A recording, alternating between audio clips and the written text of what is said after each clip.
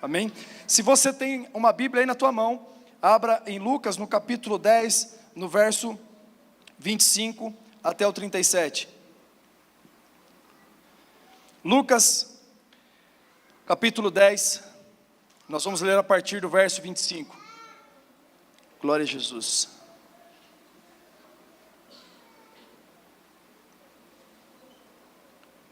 Obrigado, Rony.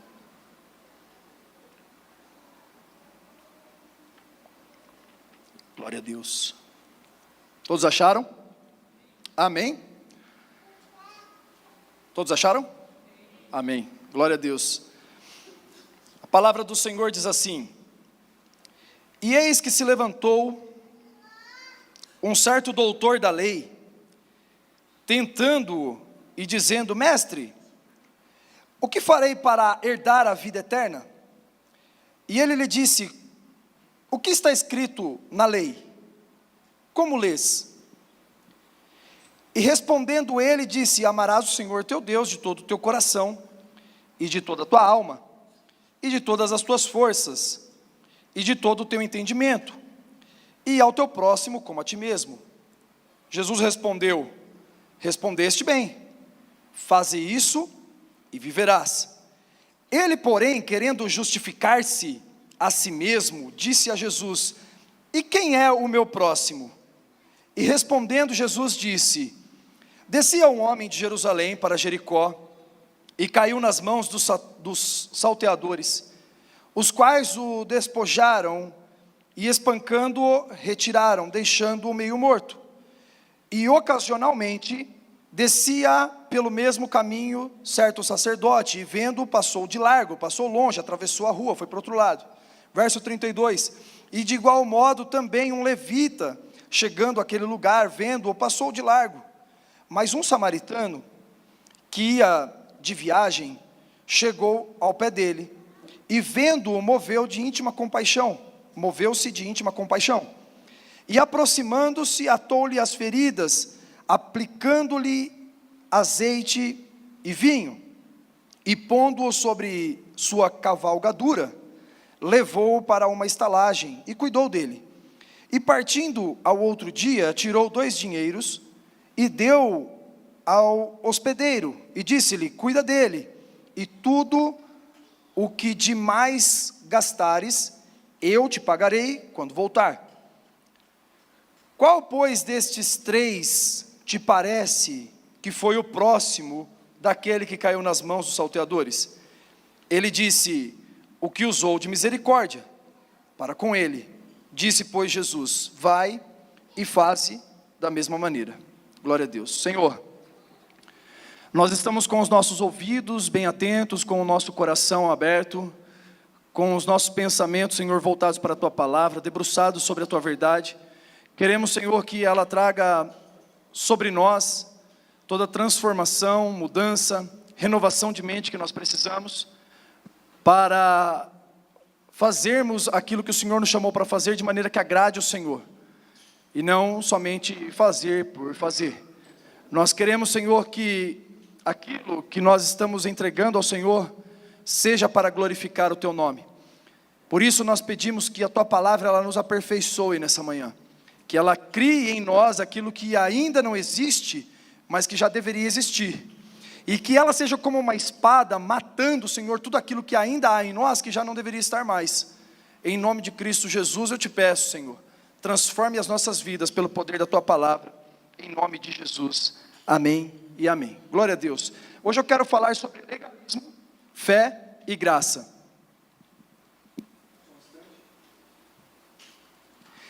Legalismo, fé e graça. E nós vamos estruturar essa mensagem em 3 etapas, sendo que a primeira nós vamos falar sobre o próprio legalismo, segunda nós vamos falar sobre salvação no Antigo Testamento, e depois nós vamos falar sobre a fé em Cristo e a graça de Deus. Bom, o que é legalismo? Significado no próprio Google mesmo, quando a gente procura num dicionário lá que o Google oferece, ele vai dar para a gente o seguinte: império da lei, amor e fidelidade à legalidade, atitude que consiste em considerar apenas as exigências do direito positivo sem levar em conta o direito natural. O que nós entendemos por isso? Legalismo parece que é o seguimento de regras na risca, e parece que nem mais e nem menos. Cumprimento de obrigação, cumprimento de dever, resposta a mandamentos para fazer aquilo que é obrigatório, mas sem nenhum tipo de sentimento que acompanhe, sentimentos bons que acompanhem essa obediência, mas sim uma obediência que serve somente para dizer: o meu papel eu fiz, a minha parte está cumprida. E nós vemos na palavra do Senhor que Jesus, quando ele esteve na terra, ele por muitas vezes combateu algumas coisas. Ele combateu algumas atitudes de religiosos, ele combateu algumas falas, ele combateu algumas situações ali que demonstravam que as pessoas tinham esse tipo de comportamento legalista. Ele sempre combateu esse tipo de coisa, porque o Senhor Jesus, ele veio nos dar um caminho perfeito, ele veio nos mostrar o que nós devemos fazer mesmo, o que nós devemos cumprir, e qual sentimento e qual motivação deve acompanhar aquilo que nós estamos fazendo. Até porque, ainda que a gente faça aquilo que é certo, se fizermos com a motivação errada, nós estamos fazendo errado. Vocês estão comigo? Porque, olha só, Jesus falou assim: quando vocês forem orar, não façam como aqueles religiosos, porque a oração deles é muito bonita, o discurso é impecável, eles usam palavras que tem gente que nem entende tão bonita que é, usam palavras de um vocabulário amplo, a oração deles impressiona todo mundo, mas não impressiona a Deus, que é o destinatário da oração. Fala assim: quando vocês forem orar, vocês têm que ir no quarto, fechar a porta e falar com seu pai em secreto. E aí eu acho que já tem uma lição muito importante para nós. Não é o tema da mensagem e nem o conteúdo dela falar sobre oração, mas pegando exemplo sobre orar por legalismo, orar para cumprir tabela, orar por obrigação e orar para ter relacionamento com Deus, tem uma grande diferença. E a diferença está em que quando nós oramos na nossa casa com o Senhor, não tem nenhum problema se a gente falar alguma coisa errada com Deus, não tem nenhum problema se a gente de repente usar uma passagem bíblica, porque a gente não tinha muita certeza, a gente orou alguma palavra, mas a gente não lembrou muito bem. Eu vou falar uma coisa para vocês, eu quero que vocês imaginem junto comigo, que eu tenho um filho pequeno, José, que todos conhecem aqui. Ele tem 2 anos e ele está aprendendo a falar. Eu, sendo pai dele, quando ele vem falar comigo, ele se chama de Iê. Ele não se chama de José. Ele fala que é o Iê, não é o José. Agora, se eu ouvisse o José falando Iê, e eu ficasse bravo com ele, falasse assim: não, isso é jeito de falar, rapaz, seu nome é José, não é Iê. Fala certo. Não faz sentido. Na verdade, quando eu vejo ele tentando falar o nome dele e falando errado, eu acho bonitinho. Eu acho mó barato. Eu falo: pô, que legal, velho. Ele está tentando se comunicar comigo, que sou o pai. Assim também nós, quando nós ainda estamos engatinhando na fé, e não sabemos muito bem como orar, o Senhor não espera de nós uma oração que seja muito polida, bonita, cheia de vocabulário amplo. Ele espera de nós um coração sincero na oração, ainda que a gente fale embigo. Não tem problema nenhum, cara. Não tem nenhum problema. O Senhor, Ele conhece todas as línguas, inclusive essa que a gente aprendeu quando a gente cresceu na quebrada. Né? O Senhor conhece todas, e eu ando falando aqui muito sobre aquelas mulheres, aquelas senhoras do coque, que todo mundo fala, né? Um estereótipo de alguém que ora, que conhece o Senhor, é a mulher do coque. E eu andei falando aqui que se você perguntar para ela sobre guerra na Ucrânia, quem é Putin, quem é Zelensky, quem é o presidente do Senado, presidente da Câmara, ela não sabe, ela não conhece. Você fala para ela quem que é deputado tal, mas no céu ela conhece o Pai, conhece o Filho, o Espírito Santo, os anjos, arcanjos, serafins, querubins, sabe o nome todo, já conversou com o céu inteiro. Por quê? Porque alguém que mesmo que tenha pouca alfabetização, conhece o Senhor. Mulheres como a minha mãe, por exemplo, aprendeu a ler lendo Bíblia, com a família dela falando que quem lê aquele livro fica louco. A família dela falava assim: não lê esse livro, que quem lê esse livro fica doido. Pois é, não posso negar. A gente fica mesmo, né? Mas ela aprendeu a ler a Bíblia, aprendeu a ler lendo a Bíblia. O Senhor deu essa graça. E não é a única que tem esse testemunho. Muitas outras pessoas vivem assim também. Mas são pessoas que conhecem os céus, que conhecem o Senhor. Então o Senhor, Ele não está preocupado com o valor da oferta. Ele não está preocupado com o conteúdo e a beleza das palavras na oração, a oratória. O maior teatro e o maior espetáculo que pode existir nessa terra não impressiona o Senhor. Se a gente fizesse um circo de Soleil, fazer um culto para Deus, falar assim: faz o mais bonito que vocês puderem aí, pô, gente balançando para lá e para cá, trapézio, não sei o que. Deus vai olhar e falar assim: olha, se não tiver um coração voltado para mim de verdade, a boca está falando que o coração não tem. Mas o que eu quero é que a sua boca expresse exatamente aquilo que está no teu coração. E sabe o que às vezes está no nosso coração? Eu já comecei várias orações falando assim: Senhor, hoje eu não estou afim de orar não, estou com preguiça, estou cansado, mas eu sei que eu preciso estar aqui. O Senhor consegue dar uma injeção de ânimo em mim para a gente começar uma oração aqui, para a gente começar um balanga beiço, a gente começar uma conversa, para a gente começar a ter relacionamento hoje? Porque era a sinceridade do meu coração, era exatamente aquilo que eu precisava expressar ao Senhor, porque era aquilo que precisava de cura. O que o Senhor procura em nós não é beleza de palavra. O Senhor procura em nós um coração sincero. E legalismo, na verdade, é alguém que tem, um movimento que traz uma performance muito boa. Pense num pessoal bom, para entregar culto para Deus. A lenha era colocada no altar pelos sacerdotes, com treino, assim, ó, milimetricamente calculado, tem que ficar certinho aqui no meio, bem quadradinho, tá? Que nem aqui o meu alinhamento do púlpito aqui, né? O sacerdote vinha e ficava preocupado de fazer bem certinho, colocar aqui tudo no lugarzinho certinho e tal, todo dia no mesmo horário, porque tem que cumprir o rito religioso. Pense nos levitas, desmontavam o templo durante aquele tempo das tendas, né, do deserto, que o povo viveu no deserto, eles desmontavam e montavam de novo o templo, e serviam ao Senhor, e entregavam os cultos.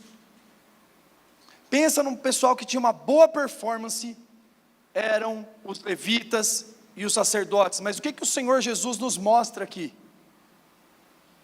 Que aquele homem que estava espancado, dado quase como morto, precisava de alguém, mas os sacerdotes e os levitas não foram capazes de socorrer.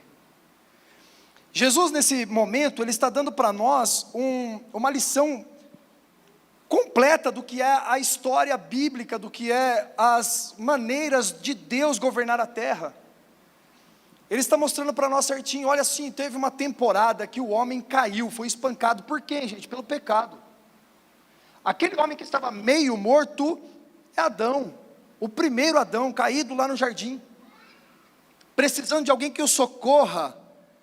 Era um homem que estava vindo de Jerusalém para Jericó, ou seja, descendo, foi espancado, descendo fala da queda, né?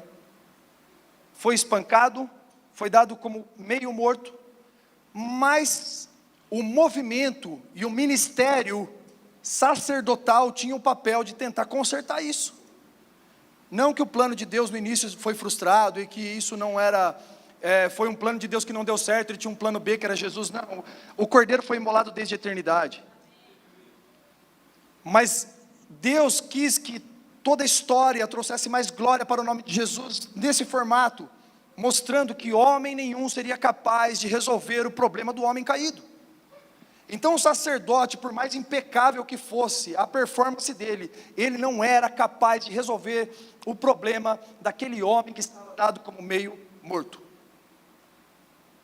De sorte que também o levita também não conseguiu resolver, porque o levita também passou perto daquele homem espancado e atravessou a rua. Por quê? Porque, isso não é problema meu, eu tenho que cuidar de templo. O sacerdote passou e atravessou a rua, porque não, esse não é o meu dever é colocar a estola sacerdotal colocar a placa aqui na minha testa escrito santo, porque é o que eu sou, e oferecer sacrifícios ao Senhor.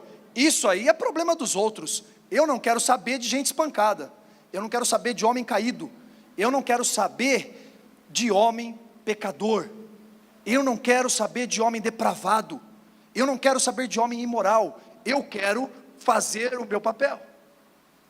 Vocês estão comigo? Mas agora vem um outro homem, que é o bom samaritano, ou seja, aquele a quem ninguém dava nenhum valor. As pessoas daquela época, quando ouviam samaritano, já tinham uma ideia do que o Senhor estava querendo dizer, porque samaritano era alguém rejeitado, era alguém que ninguém deu crédito, e é exatamente o que Isaías fala sobre o nosso Cristo. Quem deu crédito à nossa pregação? Nós olhávamos para ele e ele era como humilhado, reputado, nele não havia beleza nem formosura que nos agradasse, não fazíamos dele caso algum. O profeta falava de Jesus falando isso, que ele era o rejeitado, e Jesus estava mostrando, mas aquele que é o rejeitado, que é o bom samaritano, viu o homem caído e falou assim: não, isso não vai ficar assim, eu não vou passar por esse problema e deixar quieto, eu vim para resolver esse BO aqui. E aí o bom samaritano pega aquele homem, unge ele com azeite, e isso tem um significado também, que a gente não vai gastar tanto tempo com isso, coloca ele sobre a sua cavalgadura, coloca ele no seu animal, e leva até um estaleiro, e fala para o hospedeiro assim: olha, agora cuida dele, porque a minha parte foi socorrer, mas agora você precisa dar continuidade naquilo que eu comecei. Quem que é esse hospedeiro, gente? É o Espírito Santo que está com a igreja hoje. Então o Cristo salvou o homem caído, e entregou na mão do Espírito Santo para que ele continue, e ele falou assim: vou te dar 2 dinheiros, pagando o seu trabalho. Isso pode falar dos tempos, tá, gente? Mas não posso afirmar isso com tanta certeza, mas todo esse símbolo que o Senhor estava trazendo, tem significado, tudo tem um significado. Então ele falou assim: olha, eu estou te entregando aqui esse homem para você cuidar, se tiver mais alguma despesa você me fala que eu pago. Glória a Deus. Satanás colocou um preço em nós, o pecado colocou um preço, só que ele só viu o preço. Jesus Cristo, vendo o valor, pagou o preço. Não foi com ouro e nem com prata, mas foi com o sangue puro, inocente e carmesim do Cordeiro perfeito de Deus que nos salvou. Essa é a obra do Cristo. Mas o que eu quero chamar a atenção dos irmãos é que esses homens que passaram antes, eles eram esses homens de performance. Vamos dar uma passeadinha aqui, ó. Vai na próxima passagem comigo. Lucas 18, do verso 9 em diante.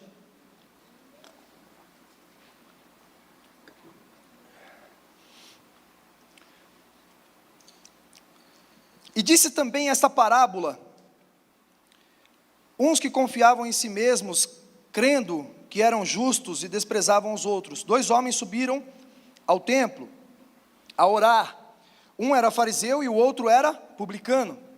Verso 11, o fariseu, estando em pé, orava consigo dessa maneira: ó Deus, graças eu te dou, porque não sou como os demais homens, roubadores, injustos e adúlteros, nem ainda como este publicano que está aqui do meu lado. Eu jejuo 2 vezes na semana, eu dou o dízimo de tudo que possuo. O publicano, porém, estando em pé de longe, nem ainda queria levantar os olhos aos céus, mas batia no peito dizendo: ó Deus, tem misericórdia de mim, pecador que sou. Digo-vos que este desceu justificado para a sua casa, e não aquele primeiro. Porque qualquer que a si mesmo se exalta, será humilhado, e qualquer que a si mesmo se humilha, será exaltado. Agora eu vou falar uma coisa para vocês: sabia que esse fariseu aqui, ele tinha direito de fazer essa oração? Porque tudo que ele orou era verdade. A performance dele era impecável mesmo. O homem era bom. Toda honra e glória ao Senhor, mas um pouco de honra e glória para mim, fariseu também. Ele falava na oração dele. Entregava o dízimo de tudo, ofertante, dizimista, vai no culto todo domingo, vai no discipulado de quarta-feira, ora em casa todo dia. Entrega para o Senhor, sabe? Uma coisa linda de ver. Cumpre certinho todos os ritos, obrigações, vai na célula, não falta em nada. Ele podia orar e falar para o Senhor assim: Senhor, graças a Deus, porque eu não sou como os outros homens, realmente eu sou bom. Não quer dizer que essa oração fosse agradar ao Senhor, mas que ele podia fazer, ele podia. Porque como eu falei, nada disso era mentira. Mas não era isso que o Senhor queria ouvir dele. Não era essa a oração que o Senhor esperava. E o que eu quero chamar a atenção dos irmãos é que esse homem legalista, esse homem que cumpria tudo certinho, tinha uma motivação errada. Ele até fazia tudo certinho, mas a motivação do coração dele não era para o Senhor. E por isso essa oração não agradou a Deus. Já o outro que não fazia nada, tinha um coração voltado para o Senhor. Falou assim: Senhor, tem misericórdia de mim, porque eu sou um pobre pecador, miserável que eu sou. Eu sei que eu preciso do Senhor. Agora não quero com essa mensagem dizer que nós vamos parar de fazer, e nem que a gente vai parar de obedecer, e que é só, a gente vai chegar lá, a gente vai avançar nisso. Mas o que a gente precisa saber em primeiro lugar, é se nós não entramos, eu acredito que não, então talvez isso não seja um remédio corretivo, mas seja um preventivo, só uma vacina para que a gente não entre nesse lugar, porque pelo que eu conheço os irmãos, nenhum de vocês parecem demonstrar esse tipo de atitude, mas eu acredito que o Senhor nos dá palavras exatamente para que às vezes seja necessário a gente podar alguns raminhos que querem crescer em nós, que não são da parte do Senhor. Glória a Deus. Porque a gente precisa sondar o nosso coração e ver se a gente não entrou também no legalismo cristão. Sondar o nosso coração também para ver se a gente está fazendo tudo por causa de uma performance. Será que a gente está fazendo, ou será que a gente corre risco de daqui a pouco estar fazendo para que as pessoas olhem para nós e vejam: nossa, que bênção que ele é? Será que a gente vai fazer para que as pessoas se surpreendam com quanto de unção tem em nós, com quanto homem de Deus nós somos, mulher de Deus nós somos? Eu preciso tomar esse cuidado, porque eu posso me tornar como o filho mais velho da parábola do filho pródigo. Como foi a resposta dele quando o seu irmão voltou? A gente vai trabalhando em Lucas aqui, vem em Lucas 15 agora.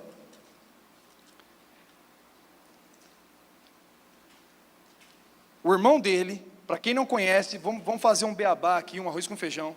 Quem não conhece essa parábola, o Senhor Jesus propôs essa parábola também, falou assim: tinha um homem muito rico, tinha 2 filhos, um deles falou assim: pai, me dá minha parte da herança, eu quero sair da sua casa. E aí o pai entregou, ele foi embora e sumiu no mundo, gastou tudo que podia, chegou num momento de estado de miséria, ficou com vontade de comer comida de porco, e falou assim: eu estou aqui com vontade de comer comida de porco, no meio dessa fome enorme, e na casa do meu pai tem abundância de pão, eu vou lá voltar para a casa do meu pai e pedir emprego para ele, porque eu não sou digno de ser chamado filho, porque eu sou um pecador, eu errei contra o meu pai, mas eu vou voltar para ele, porque de algum jeito eu consigo entrar na casa dele ainda e ficar lá e pelo menos ter comida, mesmo que eu não seja tratado como filho. Eu sei que os escravos do meu pai são mais bem tratados do que eu que sou, do que estou sendo tratado aqui.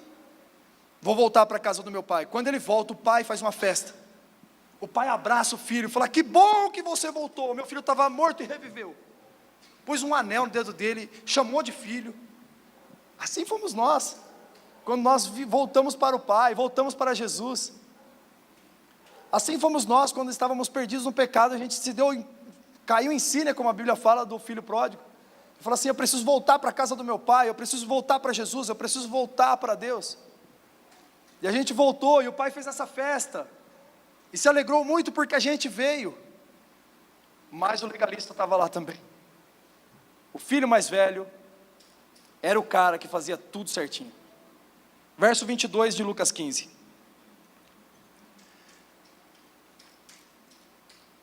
Mas o pai disse aos seus servos: trazei depressa a melhor roupa, vesti ele, e coloca um anel na mão e sandália nos pés, e trazei o bezerro cevado e matai-o. Comamos e alegremo-nos, porque este meu filho estava morto e reviveu, tinha se perdido e foi achado. E começaram a alegrar-se, toda a casa, até os empregados, todo mundo ficou feliz. Poxa, que legal, o filho dele voltou. Talvez o nosso patrão estava triste todo esse tempo, estava difícil trabalhar para ele, agora vai ficar legal, a alegria dele está completa. Verso 25, mas né? Aí vem, né? O filho mais velho estava no campo, esse é o legalista. E quando veio e chegou perto de casa, ouviu a música e as danças. E chamando um dos servos, perguntou-lhe o que era aquilo. E ele lhe disse: veio teu irmão e teu pai matou o bezerro cevado, porque o recebeu são e salvo. Mas ele se indignou e não queria entrar, e saindo o pai estava com ele. Mas, respondendo ele, disse ao pai: eis que te sirvo há tantos anos, sem nunca transgredir um mandamento só teu, e nunca me deste um cabrito para alegrar-me com os meus amigos. Vindo, porém, este teu filho que desperdiçou a tua fazenda com as meretrizes, mataste-lhe um bezerro cevado. E ele lhe disse: filho, tu sempre estás comigo, e todas as minhas coisas são tuas. Mas era justo alegrarmos-nos e regozijarmos-nos, porque este teu irmão estava morto e reviveu, tinha se perdido e foi achado. Vocês percebem aqui que essa fala de Jesus era para tratar legalismo? Vocês conseguem perceber que a parábola propõe isso? Foi o cara que obedecia todos os mandamentos, que fazia tudo certinho, mas não conhecia o pai. Olha a resposta do pai: filho, você está comigo, tudo que é meu é teu. Como que até hoje você ainda quer um filho mais velho, sei lá, tem 20, 30 anos aí já de caminhada comigo, me obedecendo todo esse tempo, ainda não sabe que o bezerro que está aí no pasto, se você quiser ir matar e fazer uma festa com seus amigos, você pode. É nosso, filho, não é meu só não, é meu e seu. E aí aquele legalista pensando: nossa, eu fiz tudo por obrigação, fiz tudo para que meu pai não pudesse falar nada de mim, mas não desfrutei do relacionamento com o pai. Porque se a motivação do coração na obediência estiver errada, a gente obedece por obedecer. Mas se a motivação do coração estiver certa, a gente obedece. Glória a Deus. O legalismo se apega às regras e não ao que é importante de verdade. Porque quando a gente se torna alguém assim com uma obediência impecável, a gente corre o risco de ser tentado numa outra coisa. Pensa só. Por muitas vezes a gente é acusado por Satanás. E Satanás fala para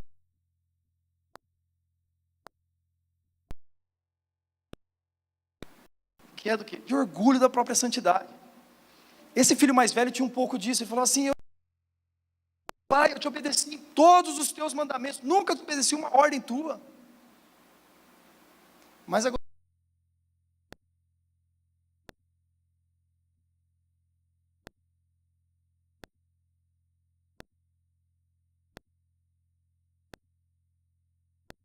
relacionamento, bom senso, precisa de regra, precisa de justiça, precisa corrigir a rota, e é necessário hoje. Por quê? Porque a sociedade não consegue viver sem isso. Mas se todos fossem tementes ao Senhor, obedientes a Deus, que coisa linda que seria, né? No céu vai ser assim, viu, gente?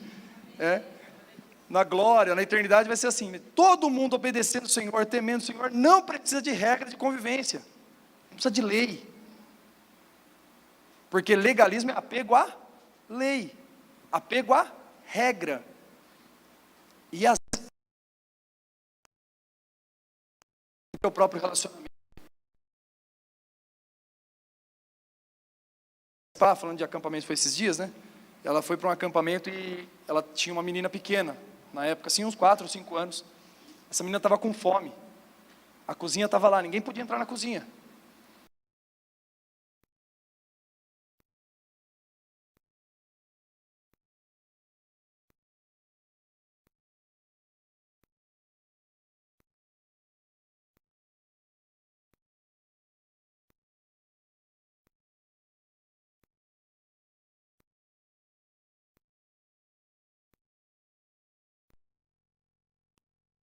Poxa, dá um prato de para essa criança, é uma criança. Vai deixar com fome por causa de uma regra.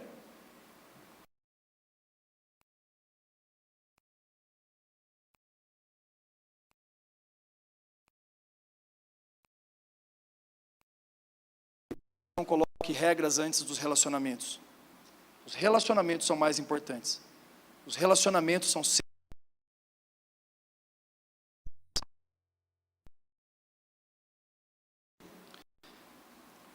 Mas ainda que que o comportamento de alguns seja impecável, ou às vezes que a pessoa pense que o seu comportamento é impecável, em Tiago, no capítulo 2, no verso 10, diz que se alguém tropeçar em uma só vírgula da lei, é culpado de toda a lei.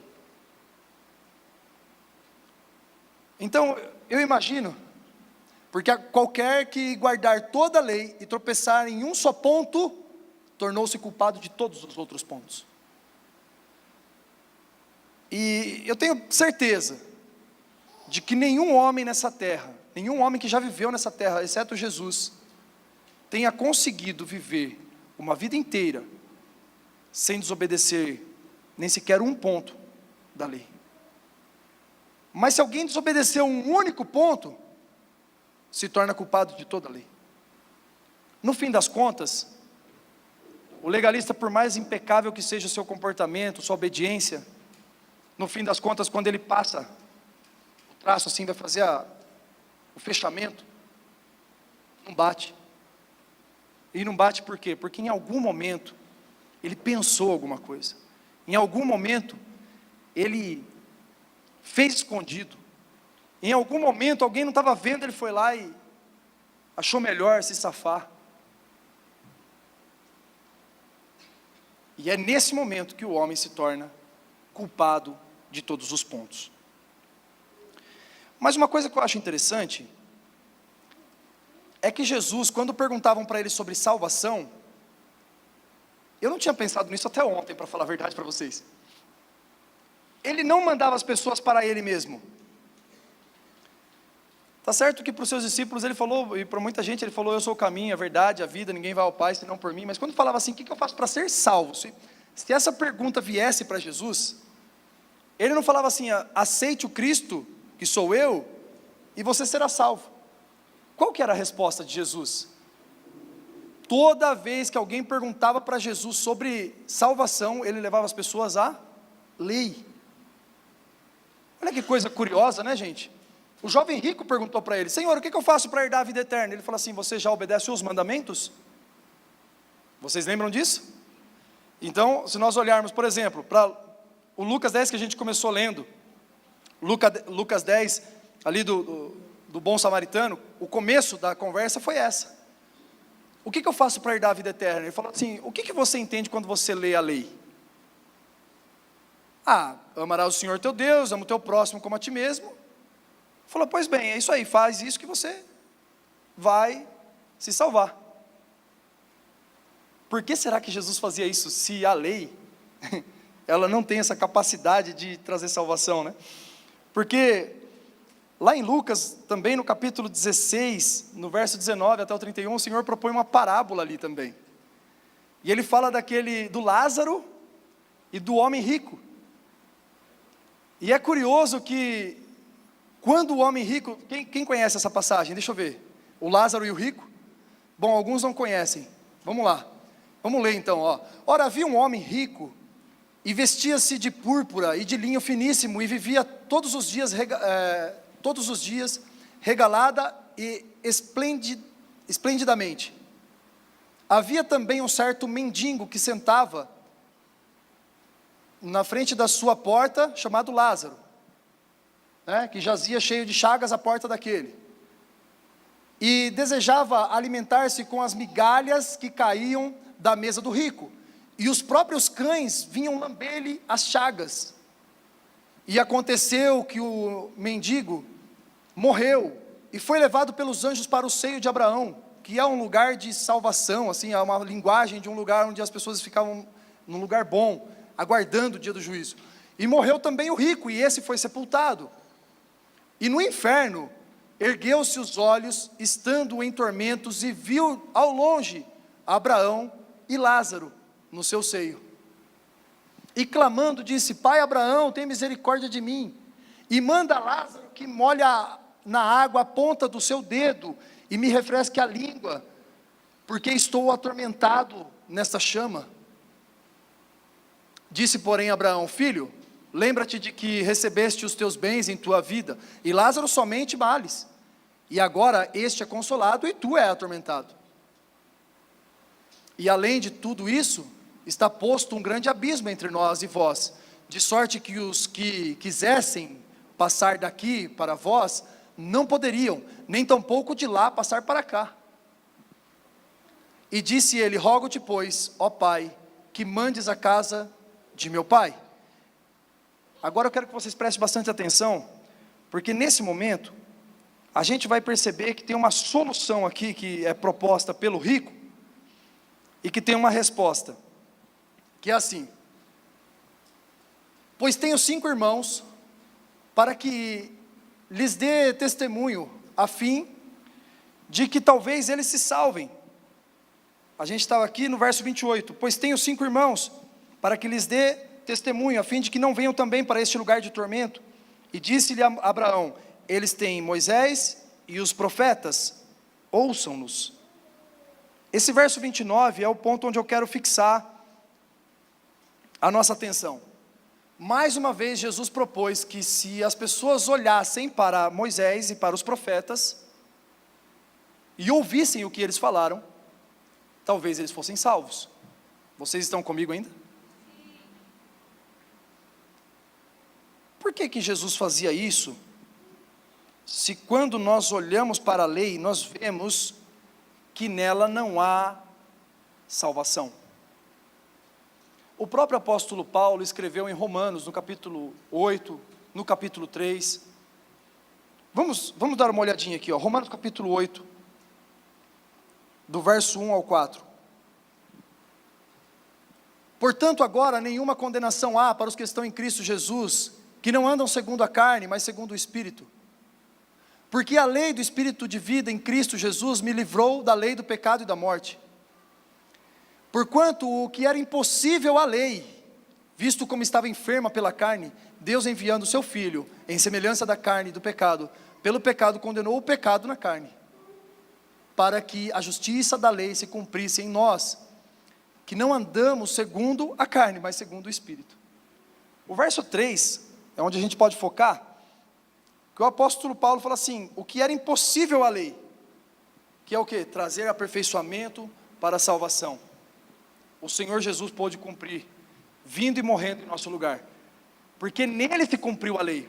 Porque o salário do pecado é a morte. Agora, se o salário do pecado é a morte, alguém precisa morrer por causa do pecado. Então Jesus se faz carne, morre, e como o apóstolo Paulo também diz, ele se torna o justo e o justificador. Justo por quê? Porque condenou o homem. Justificador por quê? Porque ele foi o homem que foi condenado em nosso lugar. Justo, porque condenou a raça humana por causa do pecado. Justificador, porque ele se propôs a ser o homem que pagasse o preço. Em Romanos no capítulo 3, no verso 20, o apóstolo Paulo também diz isso. Por isso, nenhuma carne será justificada diante dele pelas obras da lei, porque pela lei vem o conhecimento do pecado. Atos no capítulo 13, do verso 38 e 39. Seja-vos, pois, notório, homens e irmãos, que por este vos anuncia a remissão dos pecados. E tudo o que pela lei de Moisés não pudesse ser justificados, por ele é justificado todo aquele que crê. Vou parar por aqui, eu tenho mais passagens aqui, mas eu vou dar uma folga. Mas lá em Hebreus e em Gálatas também, nós temos essas referências de ensino na palavra de Deus, que a lei ela é incapaz de trazer salvação. Ninguém poderia diante da lei ser justificado, porque todos, quando estavam expostos à lei, na verdade, manifestavam o pecado. Toda vez que a vida de alguém passasse pelo crivo, pela lente da lei, era visto ali o pecado, a condenação, a acusação contra aquele que estivesse passando por esse crivo. Então, pela lei, ninguém podia se salvar. Mas por que Jesus fazia, então, voltando para aquela pergunta, por que Jesus levava as pessoas para a lei? Jesus, ele levava as pessoas para a lei, mas ele nunca levava ao legalismo. O legalismo ele condenou. Ele levava as pessoas para a lei e para os profetas, porque, na verdade, no próprio cumprimento da lei, e no cumprimento dos profetas, não há salvação, porque ninguém consegue cumprir aquilo que está escrito. Mas será que na lei não tem salvação mesmo? Será que realmente é só a letra que está ali? E eu quero falar um pouco agora sobre essa questão da salvação no Antigo Testamento. E eu falei aqui, olha, presta atenção nessa fala porque ela é importante para construir essa mensagem. Jesus, ele levava as pessoas à lei, mas não ao legalismo. Tá? Em Mateus, no capítulo 8, verso 11, o Senhor Jesus, ele diz que muitos virão do Oriente e do Ocidente e se assentarão com Abraão, com Isaac e com Jacó. Isso significa então que Abraão, Isaac e Jacó estão salvos. Mas Abraão, Isaac e Jacó estão no Antigo Testamento. Como que Jesus garante que Abraão, Isaac e Jacó estão salvos, se eles estavam no Antigo Testamento? Moisés falou para Jesus, falou para Deus, aliás, falou para Deus assim: Senhor, se a tua presença não for conosco, risca o meu nome do teu livro. Se Moisés podia falar para Deus, e Deus não negou que o nome dele realmente estivesse escrito lá no livro de Deus, se Moisés pôde falar então que o nome dele está no livro de Deus, quer dizer então que Moisés também estava salvo, e ele foi o próprio legislador, ele foi aquele a quem Deus deu a lei. E como que Moisés, Abraão, Isaac e Jacó estavam salvos? Como que Davi pôde escrever no Salmo 51, lá no verso 12, Senhor, devolve-me a alegria da salvação? Ou seja, Davi experimentou a alegria da salvação. Como que Davi foi salvo? Se ele também era do tempo da lei. Tem duas coisas em comum em todos esses homens: homens pecadores, mas salvos. Abraão, por onde ele ia com a sua esposa, com medo de morrer, ele falava para todo mundo que a esposa dele era a irmã dele, o que era uma meia-verdade, que uma meia-verdade se torna uma mentira completa, né? Então, Abraão, o pecado de Abraão era o quê? Mentira. O pecado de Jacó, enganou seu pai, enganou seu irmão, enganou sua mãe, era um enganador. Davi, tomou a mulher de um homem que era seu homem fiel, do exército, um homem de batalha, que guerreava junto com ele, um homem a quem ele devia honra, devia confiança. Ele tomou para si a mulher desse homem e colocou esse homem na frente da batalha para ele morrer. Adultério e homicídio. Moisés, Deus falou para ele assim: não bate na rocha de novo, agora você vai falar com ela. Moisés fez o quê? Já funcionou isso aí uma vez, vou bater de novo. Desobedeceu a Deus, pecado. Tem uma coisa em comum com esses homens, todos eles são pecadores. Então eles não conseguiram alcançar salvação pela obediência da lei, não foi por legalismo. Como que esses homens alcançaram salvação então? Tem mais uma coisa em comum: todos eles viram o Cristo. Todos esses homens viram o Cristo. Meu irmão, obrigado.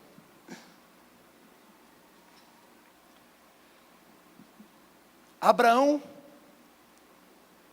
Jesus mesmo falou assim, lá em João no capítulo 8, Jesus falou assim: quando Abraão viu o meu dia, ele se alegrou. Aí os fariseus em volta falaram assim: como assim? Você não tem nem 50 anos, como que Abraão te viu? Ele falou assim: eu sou. Quando Jesus diz que Abraão viu ele, a gente tem o próprio testemunho de Deus. E quando que Abraão deve ter visto Jesus? O que vocês imaginam? Naquele dia em que Deus falou assim: Abraão, pega o teu único filho, Isaac, e sobe para o monte onde eu vou te falar, você vai fazer um sacrifício para entregar o seu filho. Abraão pegou o menino, pegou os seus servos, falou assim: nós vamos caminho de 3 dias. De quantos dias? Quantos dias Jesus levou para ressuscitar? Começava a ter uma mensagem ali, sobre o sacrifício de Jesus, sobre a obra do Cristo. Mas ele não tinha visto o Cristo ainda, mas ele foi subindo o monte. Subiu o monte, pegou o menino, colocou no altar. O menino antes perguntou para o pai, falou assim: pai, eu estou vendo tudo que precisa para o sacrifício, só não estou vendo o sacrifício. O pai: tem coisa errada aqui, pai. Tem fogo, tem lenha, tem cutelo, tem altar, mas e o cordeiro? Aí Abraão fala assim: meu filho, tu vai ver coisa. Aí Abraão pega o menino e coloca no altar. Naquele momento, tanto Abraão quanto Isaac veem o Cristo, porque é o filho sendo sacrificado, é o filho sendo o único filho, o unigênito do pai, o primogênito, ele é colocado no altar em sacrifício. Naquele momento, Abraão tem a revelação do Cristo. Talvez Abraão tenha a revelação do Cristo aí, mas quando ele vai golpear o filho para sacrificar, aí vem o anjo e fala assim: ó, Abraão, para, não precisa fazer isso, segura a tua onda aí, porque era só para conferir o teu coração, e na verdade para comunicar uma mensagem a toda a humanidade. E aí Isaac conhece o filho, porque quando eles olham para trás de um arbusto, tem um cordeiro para morrer no lugar dele, e aquele que estava para morrer, agora veio um cordeiro no lugar dele, e morre no lugar dele para ser o sacrifício. E aí Isaac fala assim: isso é a obra do Cristo.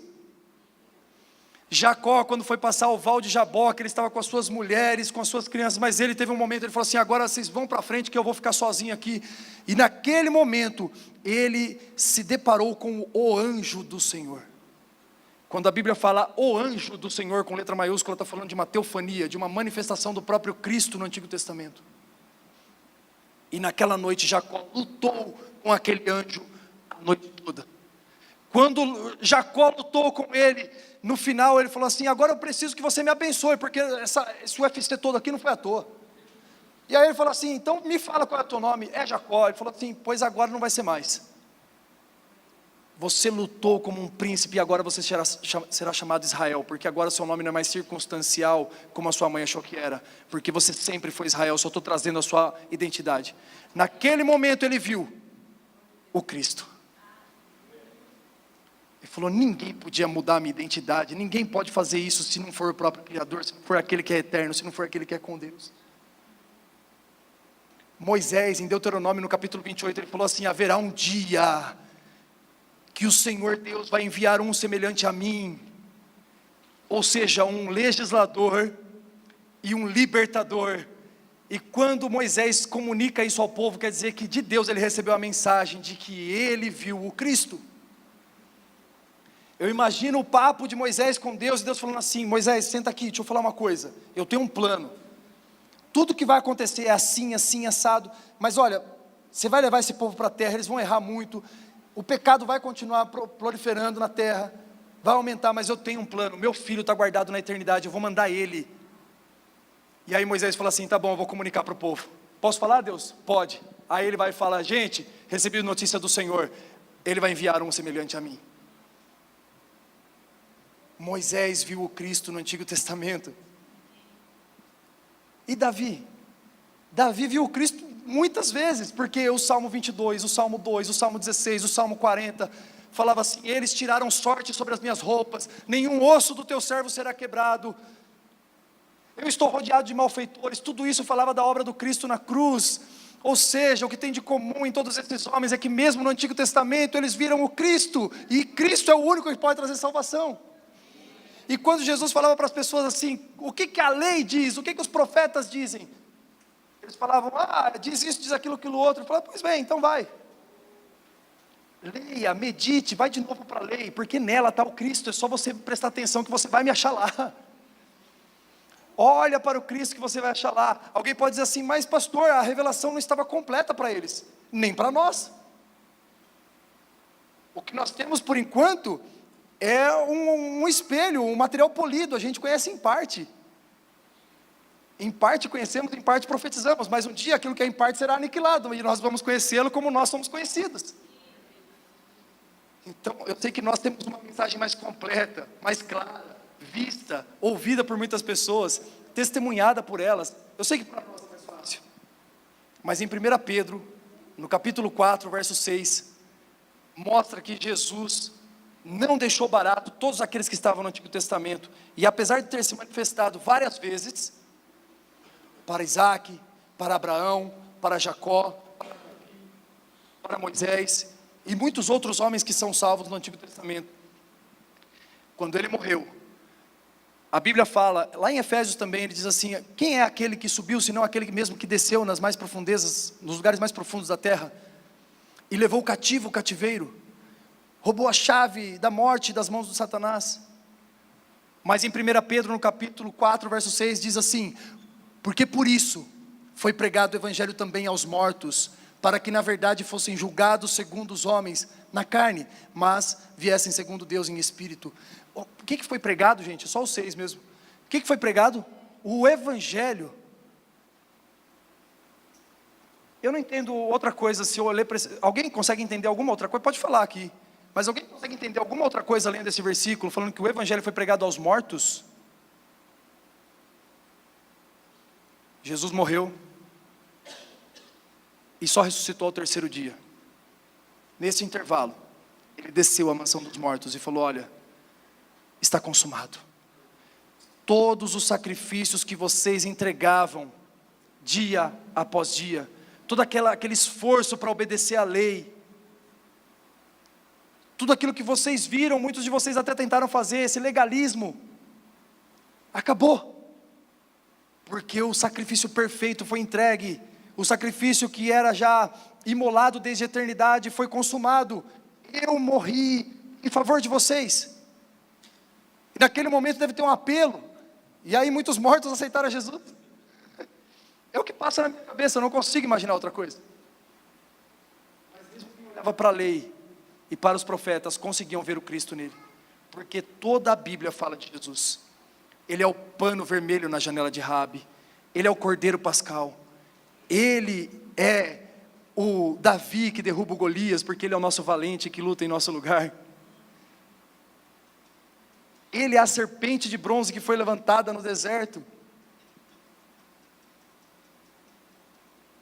O Cristo é expressado de várias formas no Antigo Testamento, para que as pessoas pudessem olhar para ele, e quem olhasse para ele encontrava salvação.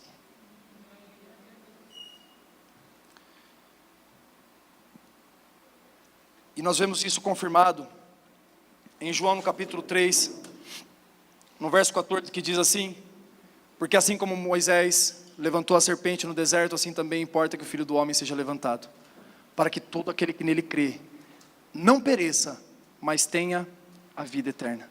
Porque Deus amou o mundo de tal maneira que deu o seu único Filho, para que todo aquele que nele crê não pereça, mas tenha a vida eterna. João estava mostrando lá no Antigo Testamento, aquela serpente de bronze levantada no deserto, para que as pessoas fossem salvas. Era um símbolo, era uma sombra de um maior bem vindouro, que é Cristo Jesus. E agora, ele foi manifesto. E agora que nós então encontramos o Cristo, nós não precisamos mais viver nesse lugar de legalismo, não precisamos mais viver nesse lugar de regras, não precisamos mais ficar perguntando pode ou não pode, é pecado ou não é? Porque agora cada um de nós podemos conhecer o Senhor. Se alguém me pergunta: pastor, tal coisa é pecado, tal coisa não é, eu digo para a pessoa assim: olha, se você tem muitas dúvidas do que é pecado e o que não é, ama o Senhor teu Deus e faz o que você quiser, porque quem ama não vai fazer aquilo que ofende. E quando a gente ama o Senhor, a gente não vive mais por regras, a gente vai querer conhecer Ele para saber qual é a vontade dEle. Aí você vai perguntar para Deus se Ele deixa você fazer as coisas ou não. Até porque tem coisa que para mim é pecado, para você não é, sabia? Tem coisa que para você é pecado, para mim não é. O Senhor considera todas as coisas de uma maneira muito diferente do que a gente consegue ver, gente. Então, se eu não obedeço à lei por causa dessa performance, do legalismo, por que eu obedeço? Eu obedeço porque o Deus eterno, Ele fez uma aliança comigo. Eu obedeço porque eu amo aquele que ofereceu essa aliança, e eu quero ter um relacionamento saudável com Ele, eu quero agradá-lo. Se hoje eu obedeço, já não obedeço mais para mostrar que eu sou bom e que eu consegui, eu não obedeço mais porque é uma regra, mas eu obedeço porque eu sei que se eu desobedecer, vou entristecer o coração do Senhor. Eu me lembro de uma vez que eu fiz uma oração, eu falei assim: Senhor, um período de pecado, um período de erro, tropecei de novo num erro que era muito comum eu tropeçar na época da minha juventude, adolescência. E eu falei assim: Espírito Santo, Quero que o Senhor ouça muito essa oração. Quero muito que o Senhor ouça essa oração. Eu sei que o Senhor se entristece quando eu peco, mas eu quero fazer um acordo com o Senhor. Posso eu sentir a tristeza que o Senhor sente quando eu pecar? Transfere para mim essa tristeza. Porque quem sabe assim eu vença isso. Porque eu não quero mais fazer o Senhor ficar triste. Eu não quero mais te entristecer. E aí ali eu experimentei da tristeza que fala lá em Coríntios 7. Que a tristeza que vem de Deus, ela produz arrependimento. E a tristeza que vem do mundo produz remorso e destruição. E ali eu experimentei o que era a tristeza de Deus. Porque se o Senhor se alegra quando o pecador se arrepende, Ele também se entristece muito quando a gente erra.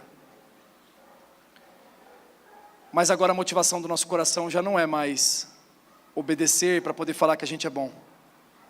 Agora a motivação do nosso coração é obedecer, porque eu tenho que manter uma aliança com o Deus eterno. Talvez se eu fizesse aliança com um empresário, seria algo muito bom. Ou se eu fizesse uma aliança com um político muito influente, pudesse ser algo muito bom. Se eu fizesse aliança com alguém que pudesse me ajudar numa sociedade e começar uma empresa onde eu pudesse investir pouco, a pessoa investir muito, muito bom. Mas eu fiz uma aliança com aquele que é eterno, Criador de todas as coisas. Isso é muito maior do que aliança com qualquer homem, com qualquer mulher.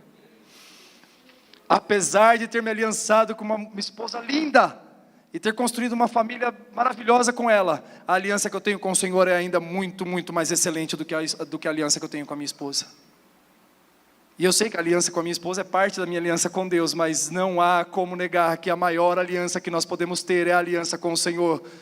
E se nós obedecemos hoje, então mais uma vez eu vou dizer, não é mais por regra, não é mais por legalismo, não é mais por performance, não é mais para mostrar que a gente consegue fazer, mas é para agradar o coração de Deus e conhecer Ele de perto, porque esse Deus propôs essa aliança conosco, e nós temos que adorar esse Deus, e nós temos que obedecê-lo.